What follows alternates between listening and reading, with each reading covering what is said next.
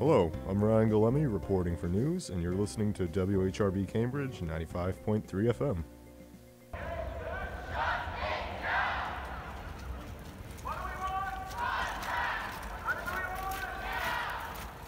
On December 3rd, 2019, the Harvard Graduate Students Union went on strike to improve several aspects of their working conditions, after they failed to reach an agreement with the Harvard administration. Get up! Get down! Three core demands of the union were better dental coverage, having their pay raises tied more to inflation, and a separate system outside of Harvard's Title IX structure for harassment adjudication.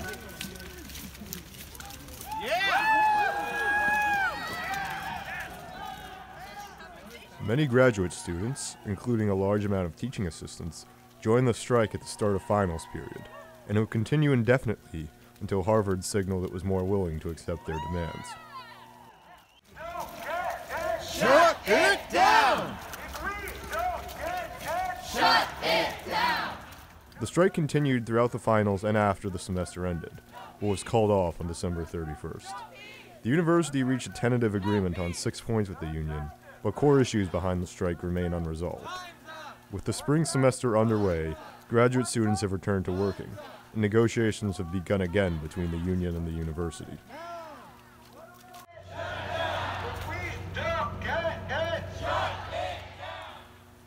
Over the course of the initial 4 days of the strike, I interviewed several people marching in the cold December chills, as well as recording portions of some of the events during the strike.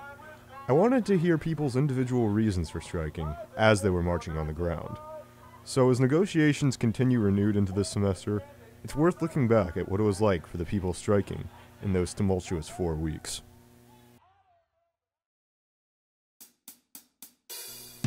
Day 1, December 3rd, 2019. This was the first day of the strike, and I first saw a group of people circling in the yard after my 9 a.m. class. Snow was starting to pick up and the winds were fairly chilly, but the group persevered through it as they kept their formation.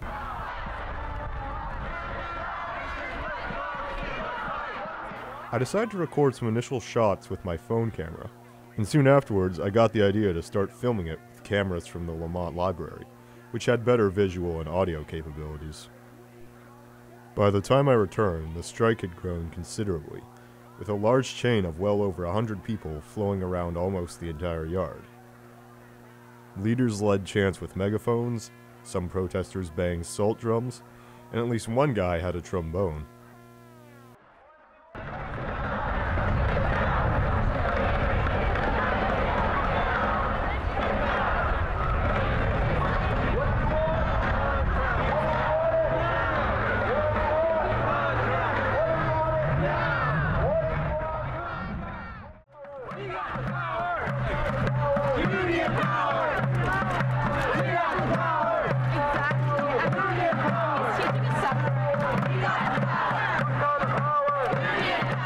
Some other reporters were there recording the march as well, including some from WBZ News.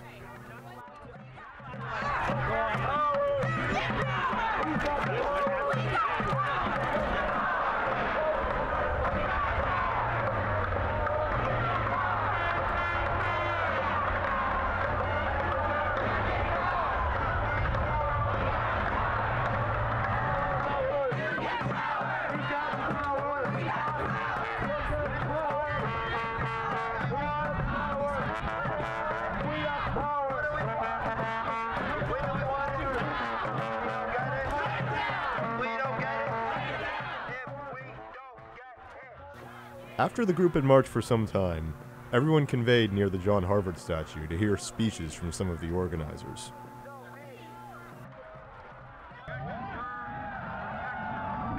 sexual harassment. And health care so that you can care for yourselves and your families. Deserve decent living wages.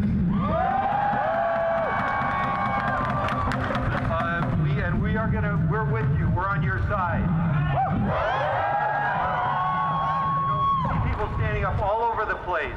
Hotel workers, airport workers, graduate students, dining hall workers, all over the place. People are standing up. And when we fight together, we win together.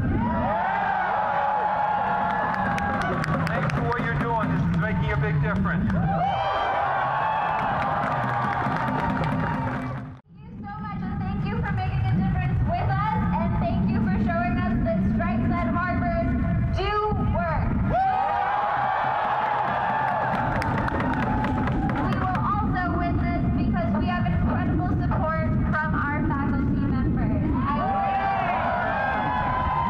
Two in particular from the history department. Kirsten Weld and Walter Johnson.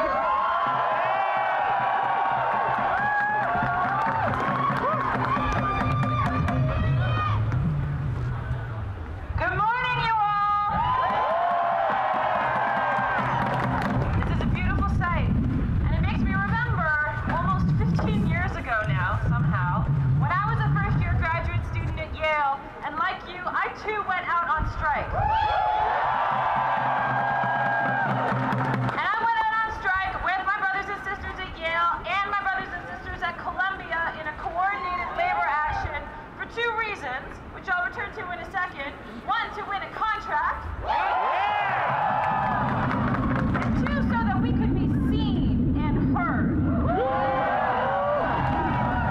So that was 15 years ago, and that was not the beginning of what you are a part of now, which is an intergenerational social movement across this country so that graduate teachers and researchers at private universities can enjoy the same rights and benefits as your peers have at public universities for ages.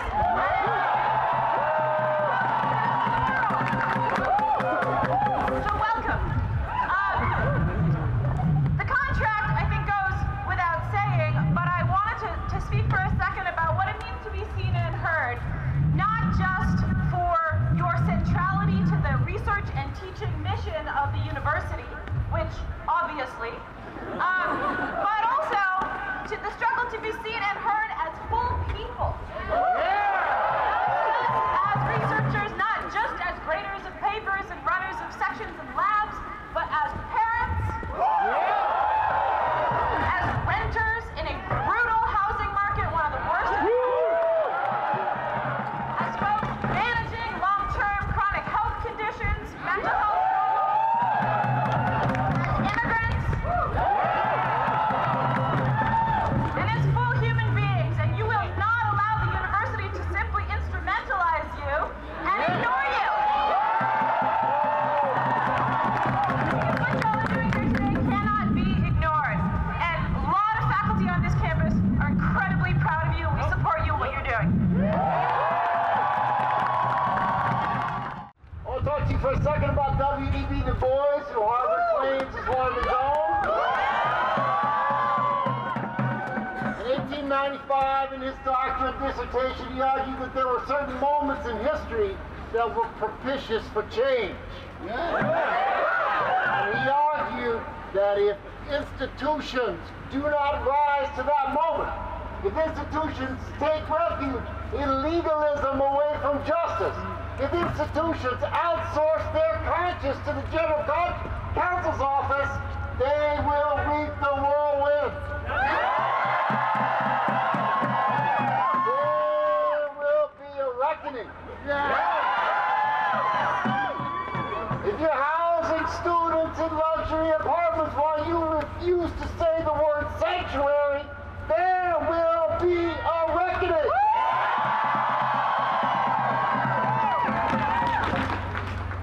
If you foster and justify your endowment by referring to service and the truth of humanity, and yet you invest in neo-colonial sovereign wealth funds,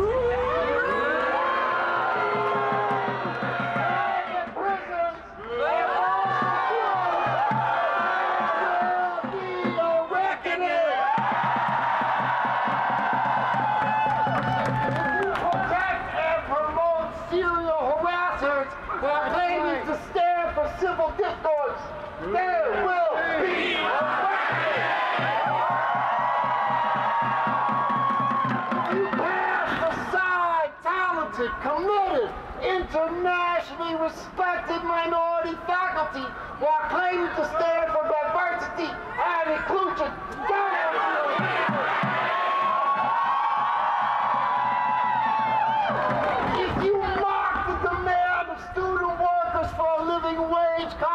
of health care and protection from harassment and retaliation within a neo-feudal university structure.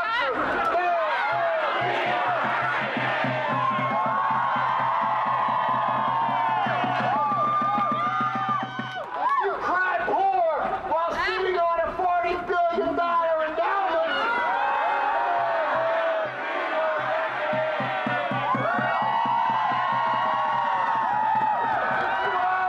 faculty, administrators, and other students to provide information that will allow them to punish striking student workers.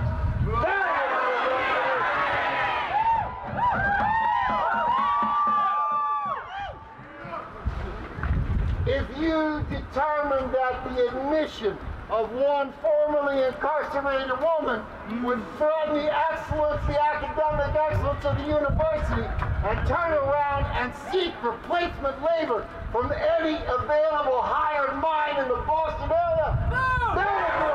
be a After the speeches were over, the march around the yard resumed.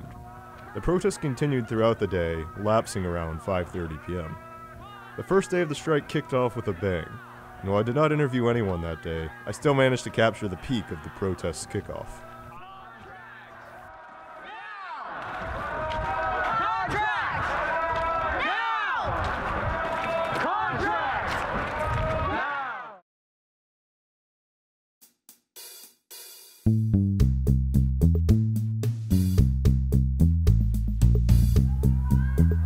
Day 2, December 4th, 2019. The presence at the yard was smaller today, but the grad students union had planned each day so that they would focus on a different area of Harvard to protest.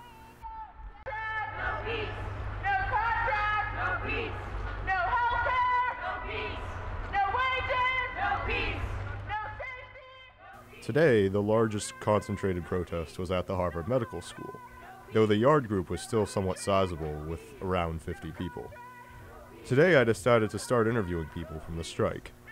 To begin, I traveled to the Philip Brooks House, a service group in the yard, which the union was using as its base of operations. I was not able to film them in their headquarters area in the basement, but I was able to talk to 2 union members in the main floor of the hall. Well, if you're on the bargaining committee, what motivated you to decide to help out these grad students union?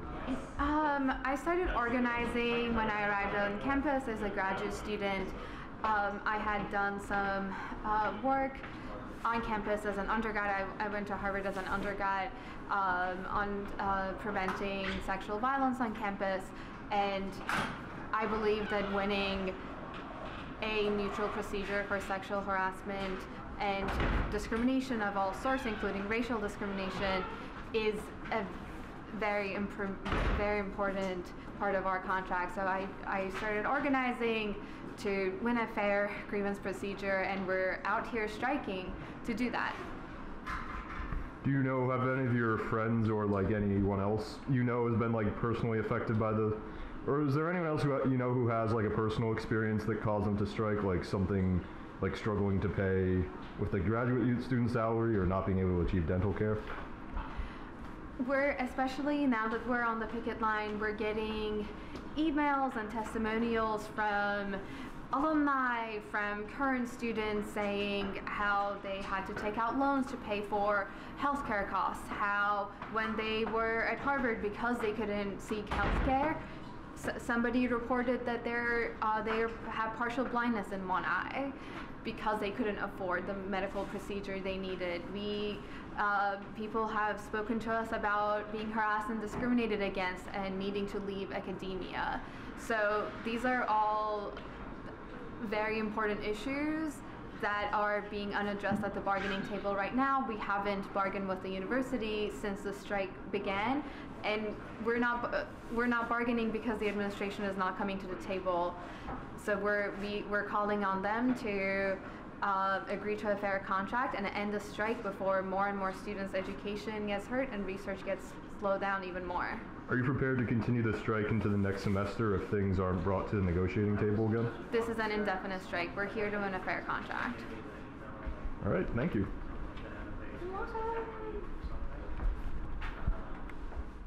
So what motivated you to start joining the strike? Well, I've been involved in the union movement here for years now, since we had our first union recognition election back in 2016. And I, for one thing, just believe that academic workers, student workers, deserve the same protections at work that all workers have, including fair grievance procedure, rights to fair pay, and some amount of control over what happens to their contract. But specifically, as a graduate student, I've faced the challenge of living in Cambridge, which is a really expensive city, on a stipend which doesn't go up with the cost of living. I and a lot of my friends have faced uncertainty over healthcare and prescription drug costs, and a lot of people I know also are really deeply invested in the problem of sexual and racial harassment. All right, thank you.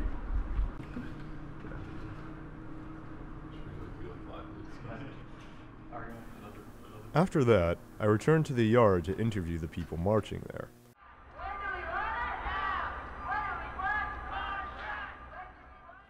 I do want to apologize in advance that, because I interviewed people close to the protest area, the audio can get somewhat muddled at points, but I still work to make the voices clear.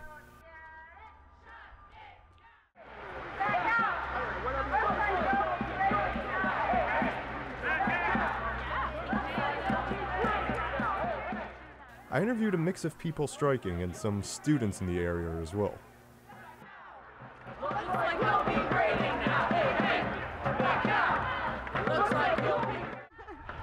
So are you two both students here? Yes. What have you thought about the strike so far? I think it's great. Yeah. We both support it because all the demands that they're making are perfectly valid. And like they're not asking like anything out of the ordinary. So I don't know. Yeah, literally like fair wages, living wage and healthcare. Yeah. Like, these are things that people need to live. Yeah. As I said, like, we go to like one of the richest institutions in the world. And like practically don't have this. Yeah, Harvard has money. All right, thank you. Thanks. You two are both undergrads here? Yes. And why are you guys marching with the other grad student union workers? I'm on the Student Labor Action Movement, so we're helping to organize with the union. And also, like, I love my TFs because they're incredible. They help me in section, they help me in class. But the thing that's important to also recognize is that they're people, they're renters, they have families, and asking for comprehensive health care, asking for fair wages, and protections against discrimination and harassment is not too much. Not too much for the wealthiest university in the world, wealthier than many, many countries. So I don't know why they're pretending they don't have money. Yeah, as freshman students, we see firsthand how essential TFs are. Like, we see how hard they work. They're the ones grading most of our stuff. They're the ones there every week. And we see them struggle because the university doesn't support them well enough. And we know the university can't afford it, so... All right, thank you. Just give me your name quickly just when I introduce the segment. I'm Salma, S-A-L-M-A. I'm Guillermo, Guillermo. All right, thank you. All right, and so you're a graduate student who teaches here? Yes. So what compelled you to join the strike? Was there any tipping point for you that made you suddenly join in with them? Yeah, so I attended the last open bargaining session, and I found it really frustrating that all of the Harvard administrators seem to be pushing us to just take the cheapest deal that we could get that they would be able to offer us, while being totally non-transparent about how much exactly they could afford in order to support graduate students and allow us to have a healthy lifestyle here at Harvard. Meanwhile, they were telling us that they wouldn't be able to write us a blank check, and that is absolutely not what we are asking for. So they have been misrepresenting what our demands are and framing us as if we are unreasonable little children that they have to somehow pacify. So they're not showing us the respect that we deserve as educators at this university, and this is to demonstrate that we are worth much more than what they are putting on the bargaining table as of right now. All right, thank you. Thanks. Thank you so much. Thank you. Thank you, guys. There were also other student reporters in the yard, hoping to draw out people from the crowd to interview them as well. One reporter was from the student newspaper The Crimson, and they were facing an issue covering the rally. Because of an earlier controversy regarding the Crimson asking the spokesperson's office for Immigration and Customs Enforcement for a comment about a story relating to a student-led Abolish ICE rally, the immigration protest group Act on a Dream was coordinating with several other student groups to refuse any interviews from the Crimson until they apologized for their coverage. The Grad Students Union was one of the organizations participating in the boycott, and leadership had instructed members not to talk to the Crimson. However, I noticed that some people in the protest line were talking to the Crimson reporter regardless.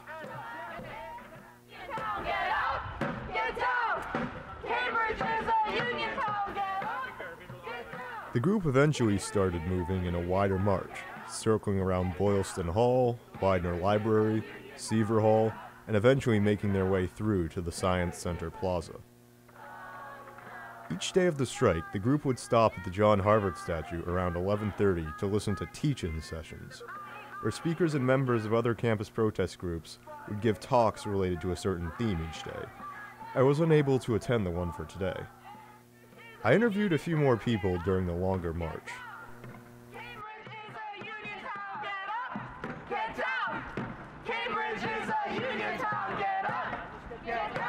Alright, so what's your name? My name is Shani. Are you a graduate student? I'm a graduate student. I'm also a member of the bargaining committee. And what motivated you, or what was the main impetus for you joining the strike? Was there a particular moment where you just suddenly felt committed to... I've been committed to this from the beginning. That's why I ran for the bargaining committee. I've been in the room with Harvard administrators as they have denied the labor that we do every day, as they have denied our rights as student workers, as they have claimed that we are just students and not workers.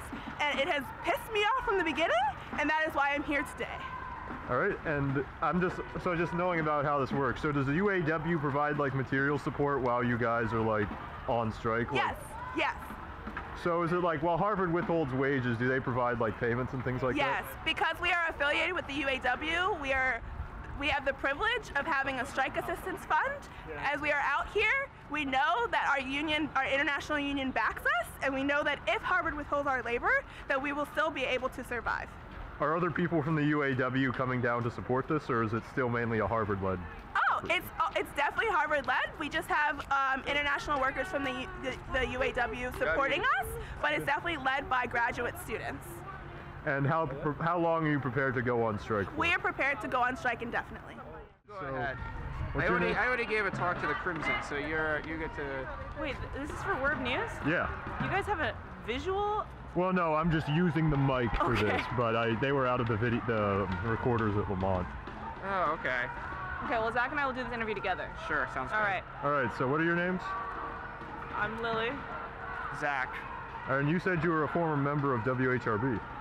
Yeah, but I wasn't in news. Don't strike that out of the... Okay, yeah. So, are you both TFs here? I am a TF and I an was RA. a TF last year. And what was like sort of the impetus or like the big moment that compelled you to join the strike? Well, I've been a union supporter for many years, and I think there's just a lot of kind of structural issues with education here. For me personally, I think a lot of the healthcare, mental health stuff is really important. And I also think, given the obvious incidents in the past couple of years, third-party procedures to deal with sexual harassment and discrimination is just so painfully obvious. Absolutely. We've had a union, we've voted for the union, we've had a union for over 1.5 years now, and been bargaining for over a year. And the university has clearly not taken bargaining seriously, and it looks like they are not going to unless we start doing labor actions like striking. Like raising our voice. Like raising our voice, withholding our labor, making it clear that we are extremely vital to the way that this university functions in its everyday operations. All right, thank you. All right, thank you. Have a good one. Go WHRB.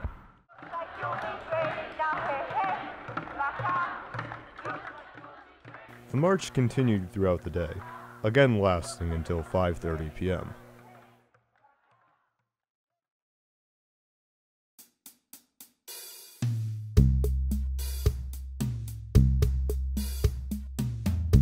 Day 3, December 5th, 2019.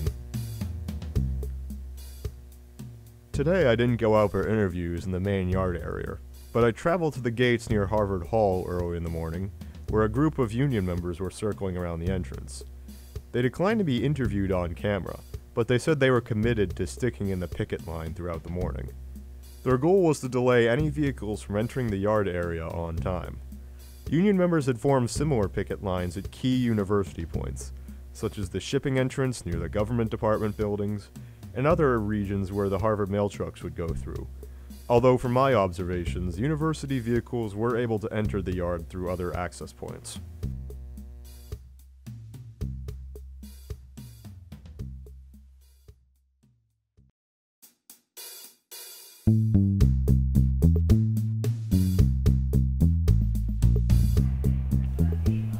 Day 4, December 6th, 2019. The strikes continued in the yard area, and today I visited the teach-in session, which featured speakers from the Divest Harvard campaign, a student protest group which aims to pressure the university to divest its holdings in mutual funds that include fossil fuel companies. Our water is under attack. What do we do? Stand up, fight back. And our air is under attack. What do we do? Stand up, fight back. And our air is under attack. What do we do? Stand up, fight back. And our planet is under attack. What do we do? Stand up, fight back. Time. When our planet is under attack, what do we do? Stand up, fight back. Personal favorite, ready? Ain't no power but the power of the people, and the power of the people don't stop. Say what? Ain't no power but the power of the people, and the power of the people don't stop. Say what? Ain't no power but the power of the people, and the power of the people don't stop. Say what? Ain't no power but the power of the people, and the power of the people don't stop. Say what? Ain't no power but the power of the people. Good afternoon, everyone. I'm Suhan. I'm representing Fossil Fuel Divest Harvard, and I want to thank all of you for coming out here today. The story of anthropogenic climate change is a story of institutional failure of the highest order. Our governments are failing us, and today Harvard University is failing us.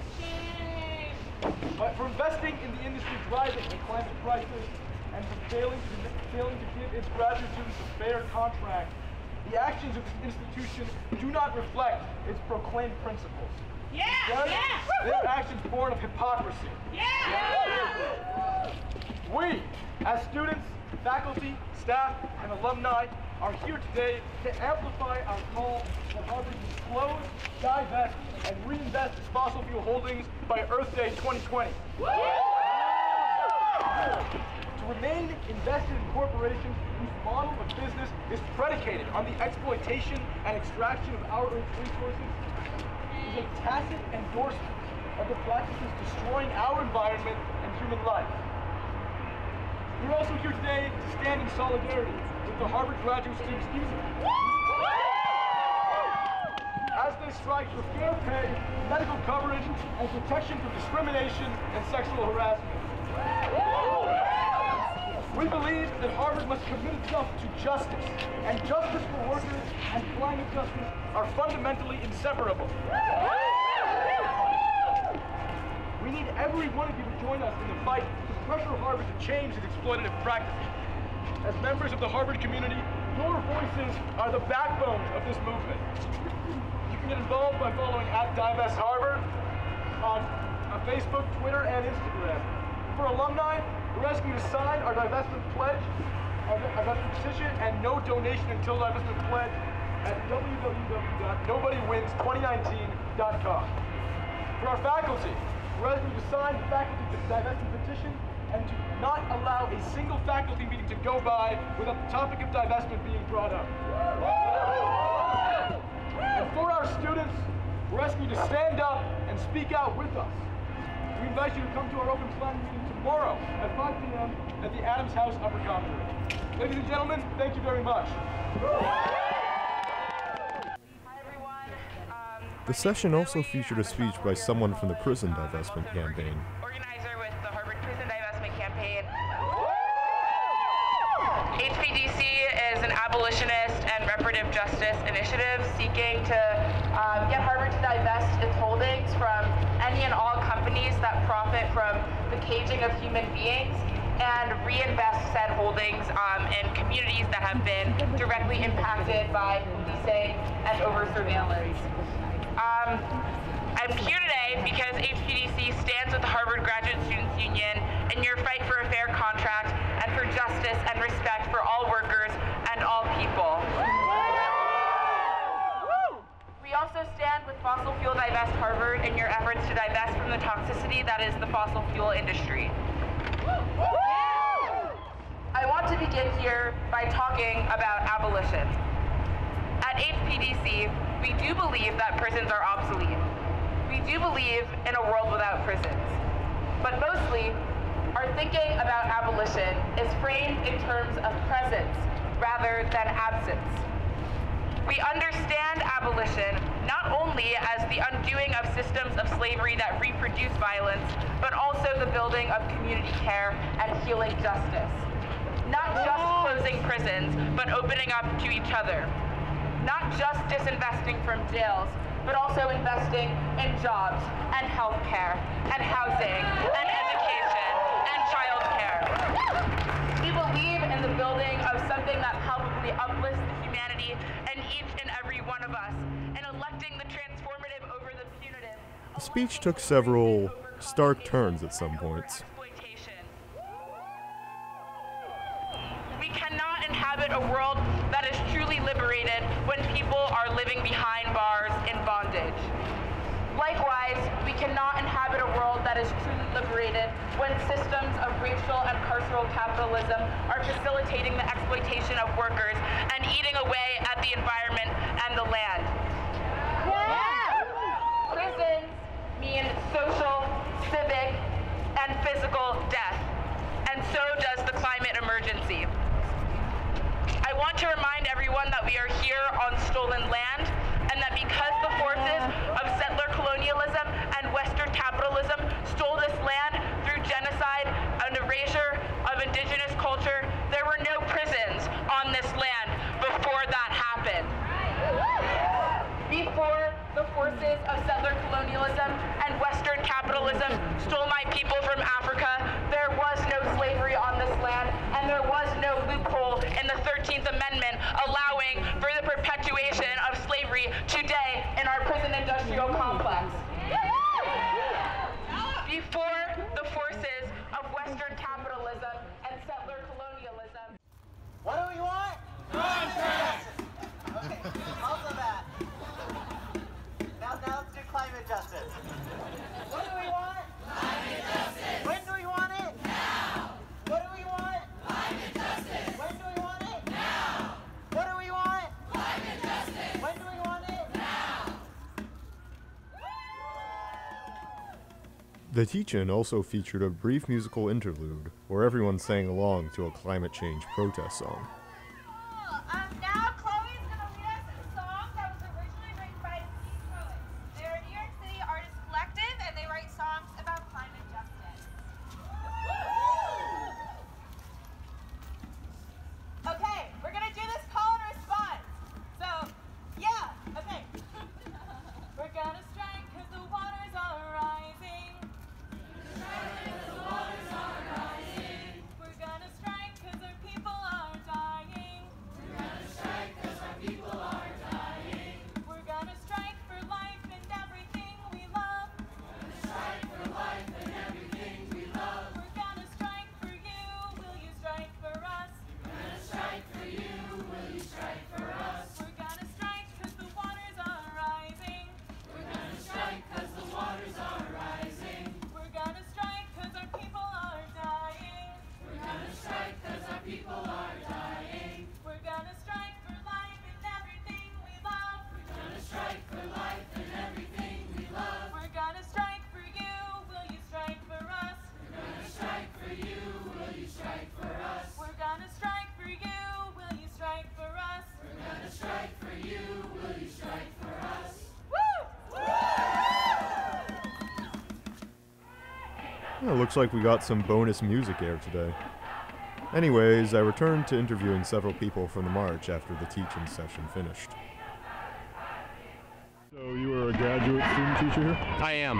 I'm a fourth-year graduate student, currently finishing up a semester teaching Chinese language in the Chinese language program. Was there like a particular moment that you realized that you wanted to join the strike, or like something that you struggled with as a TF? I've struggled with many things as a TF. Work-life balance is one, but work-work balance might even be the more important issue. To illustrate the point, we are supposedly here to... We're here as graduate students to fulfill research and educational objectives, which means we have to write dissertations and we have to teach students. And to give you an example, we are paid $1,800 a month to teach what's considered to be a 2/5 course load. $1,800 a month. Think about that number. Teaching Chinese, I taught 3 sections a week, audited 2, graded homework, proctored exams, held individual sessions, and spent 2 weeks out of the semester preparing full drill course materials, an activity which takes between 40 to 50 hours in a week. And for this I am paid $1,800 a month, when in the winter months, just my rent and utilities add up to $1,200. Now, this, for when the university demands a full-time or over full-time commitment from its graduate students, no part of this is reasonable when I'm being paid at 2/5 because I'm expected to be doing dissertation research in my remaining 3/5 of a full-time occupation, when in fact, when we begin to teach, we do everything for our students, and there's very little time to do our own research. So I'm here because this is only one of a number of fundamental contradictions that the university intentionally perpetuates to extract as much labor from its graduate student workers as it can. And as you know, as a cis white male in America, I've only grazed the surface of inequalities that many of my colleagues who are women, who are immigrants, who are people of color have faced for numerous other reasons, and I stand with them too. All right, thank you. Thank you. So you're a Harvard employee who's helping out in the strike? Susan O'Malley. And why are you participating in the strike even though you're not like directly a member of the UAW? To support the students. Was there like a particular moment that you realized that you wanted to like help out, or was there a moment you talked to someone that made you committed to this? Because when we were on strike in 2016, they were there for us 100%, so I feel that I should be there for them. All right, and are you prepared to march out here every day and help them out? I'm out here when I have the time to, basically to support them. All right, thank you. Cool. So, I mean, you don't have to bunch together. I can like pan around, but you're all students from Tufts University. Yeah. So what compelled you guys to come all the way out here to help join the strike? Well, solidarity is really crucial to getting this strike through, to getting some union power at our universities, and we went through a very similar ordeal last year with our dining workers, so we just thought we'd come out and share some love. Yeah.